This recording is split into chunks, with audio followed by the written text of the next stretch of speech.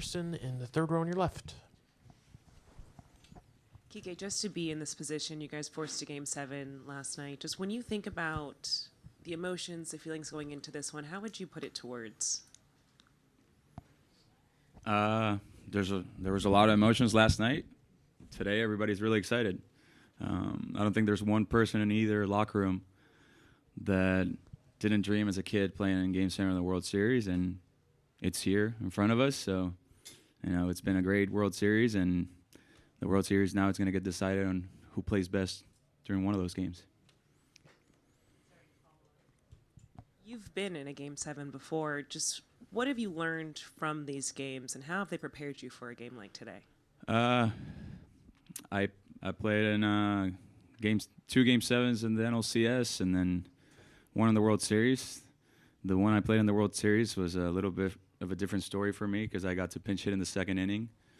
I got hit by a pitch, and the next pitch we lined out into a double play, and that was it for my game. I got to watch for 7 innings, and it felt pretty helpless. And tonight I get to play, which is exciting. And I think experience is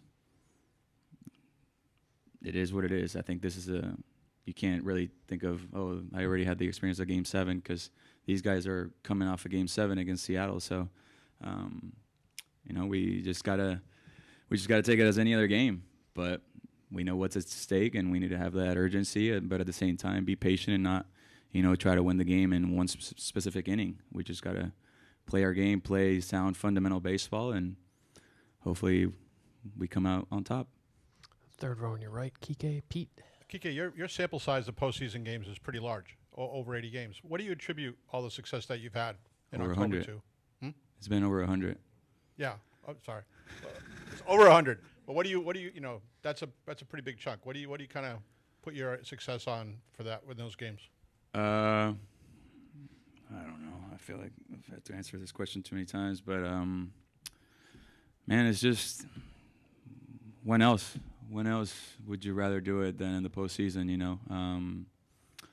Everything is heightened. The focus is heightened. The intensity is heightened. The electricity in the stadiums, everything is different. You can't compare a playoff game to a game in the 162 because the reality is it's not the same, not even close. And I don't know, the chaos brings out the best in me. It's the best way I can put it into words, I guess. Yeah, that's what I was getting at. Is there something about your personality you think that lends yourself to these kind of games?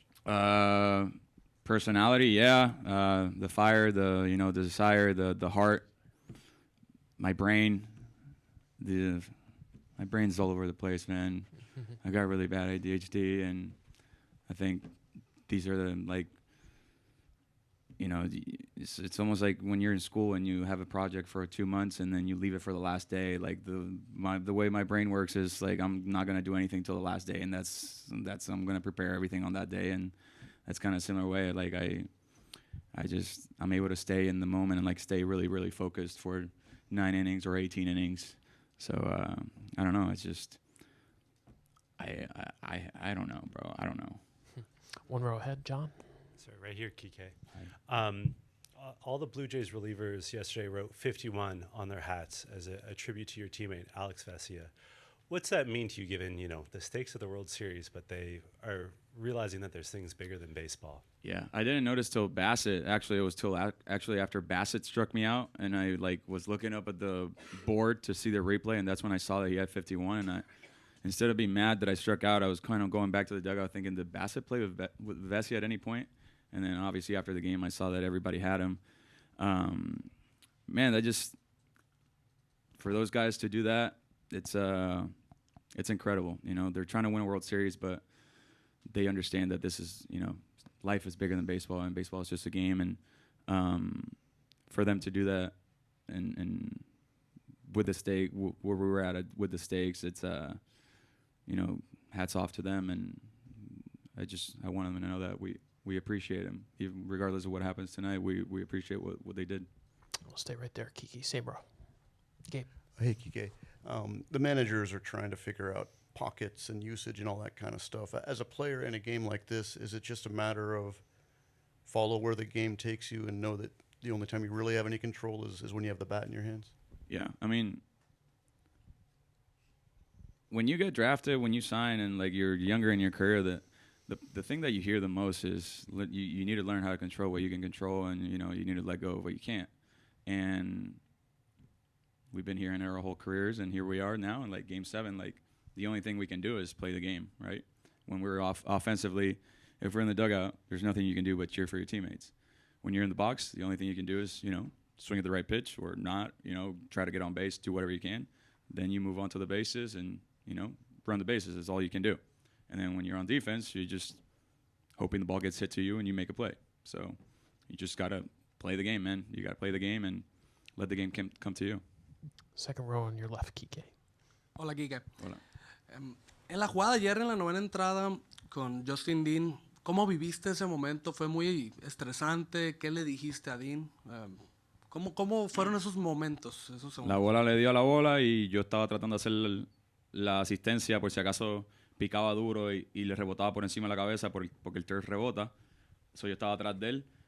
Tan pronto vi que la bola se encajó, yo subí las manos antes que él. No sé si él me vio a mí porque yo vi el replay y se ve que él está mirando para donde mí y yo tenía las manos arriba y ahí fue que levantó las manos. Pero cuando yo levanté las manos y él levantó las manos y cuando me viro yo veo que todo el mundo está corriendo y no me fijé en los árbitros. Yo no sabía si habían parado la jugada o no. Y nosotros tenemos la instrucción de que lo que podemos hacer es subir las manos y después hacer la jugada, terminar la jugada, porque al final del día es a discreción de los árbitros y eso es una jugada que se puede hacer replay. So tú levantas tus manos y terminas la jugada. Y una vez, si no la cantan, el equipo le puede hacer el challenge y entonces se va al replay. Cuando pasa la jugada, que yo veo que todo el mundo está corriendo, yo le empecé a gritar, coge la bola y tírala, coge la bola y tírala, coge la bola y tírala. Y en esos momentos del béisbol, en tu mente pasan tantas y tantas cosas que lo único que yo estaba pensando, yo veía a los muchachos correr y yo decía, no puede ser que así es que vamos a perder la Serie Mundial. Esto es lo que yo me voy a llevar conmigo el resto de mi vida, porque yo estaba viendo como los dos corredores seguían corriendo y anotaron los dos. Y yo decía, no puede ser que así es que vamos a perder la Serie Mundial. Pero gracias a Dios, pues los árbitros hicieron la llamada correcta. Go to Jack in the third row, Kiké. Hey, both Miggy and Teo were in here yesterday talking about offensively just wanting guys to not worry about failure as much, kind of be more freed up at the plate. Obviously, you guys came out pretty aggressive last night, were able to build a big inning. Do you feel like as an offense, just the approach last night, some of the results you guys had, just kind of put you in a better space going into tonight, especially after the game's back in LA? I mean, yeah, we won. So if we didn't win, we wouldn't be here today. But at the end of the day, we had one good inning.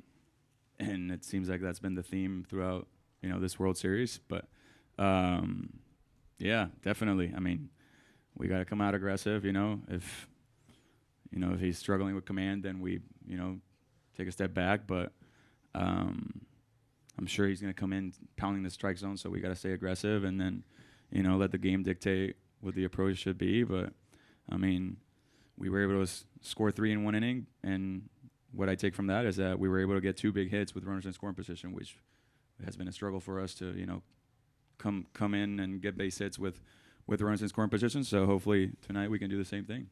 Go to David, then Bill. Kiké, I'm going to ask in English and Spanish, if you don't mind answering in both. Last couple games, Dave has had to tweak his lineup and his defense because of that, and obviously you're a key part of that with your versatility. The question is, how much pride do you take in that and facilitating that for Dave?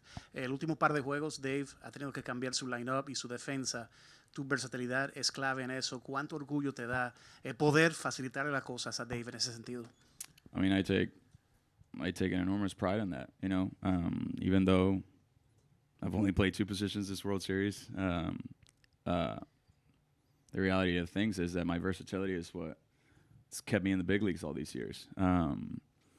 And the best thing that baseball has is we play on both sides of the ball. We don't only play on one side of the ball. Some people do. Some people do other things like show. They get to pitch and hit, But for me, it's finding a way to impact the game one way or the other. And my bat hasn't really been there that much this series, but I still, like every great defender in the league, sure every great defender wants every single pitch. They want the ball hit to them, and that's what I take pride on, you know. And cuanto a la versatilidad, es algo que yo me toma mucho orgullo porque es lo que me ha mantenido en grandes ligas y el hecho de que yo le pueda dar esa facilidad al dirigente de hacer los ajustes necesarios en el line-up, porque pues él piensa que donde sea que me ponga no pierde ningún valor defensivo, pues eso es algo grande, especialmente en juegos como este. Pero para mí, yo entiendo que lo mejor que tiene el béisbol es poder jugar de los dos lados de la bola, no tan solo batear, pero uno también defiende y uno puede buscar la manera de impactar el juego, ya sea con su bate, con sus piernas o con el guante. Y yo no he hecho mucho con el bate, pero yo siento que anoche pues pude impactar el juego con mi defensa. Do a few last ones, Tyler, on your right. And then Bill. Yeah, that play last night was obviously so important. Take me through that, like from where you're positioned. Are you looking at your card? Do you just know that that's where he's likely to hit it? And then when you come up throwing, are you seeing Barger as you're making that catch, or is it instinctual? Just take me through that. I was like, I don't know how to say it, side to side, like whatever. Like I was where I was needed to be, but I was 7 feet shallower than the card wanted me to be, because I was expecting or anticipating Jimenez hitting a ball in the 6th hole, and given the fact that Barger's pretty fast at second base, I wanted to position myself in a position like where I was shallow enough to charge in on a ground ball base hit. I was able to charge in and not have to force a throw to home plate where I had to throw it over the cutoff man. So I wanted to be shallow enough to where I could keep the runner at third, but also the batter runner at first base and keep the double play alive because there was only one out. And then obviously once that ball got hit, I mentioned last night that, you know, every time, it doesn't matter where we are, what stadium it is, the human element of the crowd, you know, they're cheering. They can be as loud as they want, but like for a split second, as soon as the pitcher's about to deliver the ball, every time it doesn't fail. The stadium goes quiet for like a split second at release, all the way to contact or swing and miss, whatever it is. And that little amount of quietness was the one that allowed me to hear the broken bat, and I was able to get a really good jump on the ball, come in. And as far as like looking at Barger, I guess it's instinctual, but like when I'm playing, like especially left field, when I'm coming in, I have the whole field in front of me. You're looking at the ball, but you can still, like, by looking at the ball, you can still feel where the runners are. And I felt like he had, you know, extended his lead, or like, I don't know, whatever it was. I felt that he was far away from the bag, but I couldn't look at him because I didn't even know where the ball was, because the ball was in the lights the whole time. So I just went to where I thought the ball was going to land. And sure enough, at the very end, ball got out of the lights. And for like a quick glance, I wanted to get him out at second. I knew I needed to be quick and perfect. So I gave a slight look at third base to see if he was going to tag, because I don't want him to be safe and then also allow the runner to score if, you know, I could keep him at third base. And when I saw that he wasn't tagging, that's when I like decided to throw to second base. And I didn't have enough time to like adjust my hips to make a good, strong throw. So I thought I needed to be careful with the throw. And I wanted to long hop it, but I was coming in at full speed in a different direction, and my arm angle didn't allow me to long hop it. And Miggy made an unbelievable pick. Two last ones, Bill and then Kirsten. Bill, go ahead.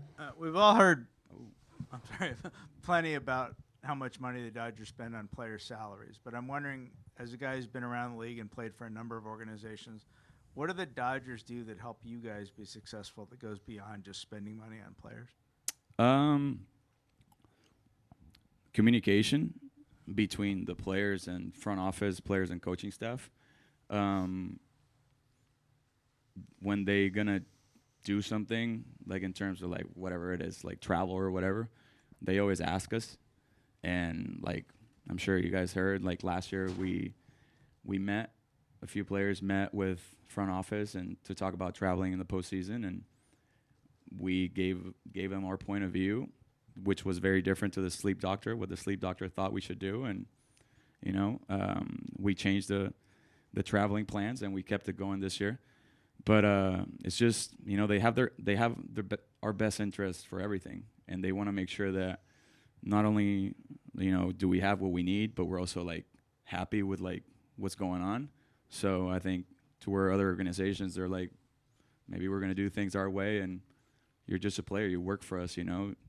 But I think these guys just want us to be like, make sure that we're on top of our game at all times. So if you need a guy to be on top of their game, why not ask that person, what do you need to be on top of your game? And I think that's something that they do different than maybe not other organizations do.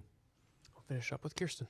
I've got a fun one for you. Your headband, of course, it says Believe. How much is it being a Ted Lasso fan, and how much is it just the reminder of it's plain and simple, you have to believe tonight? Both. I got it because I'm a Ted Lasso fan, and the timing is right. I mean, didn't bring it out till the last 2 games, so yeah. All right, Kiké, thanks for walking us through your amazing play. Appreciate the time. Thank you.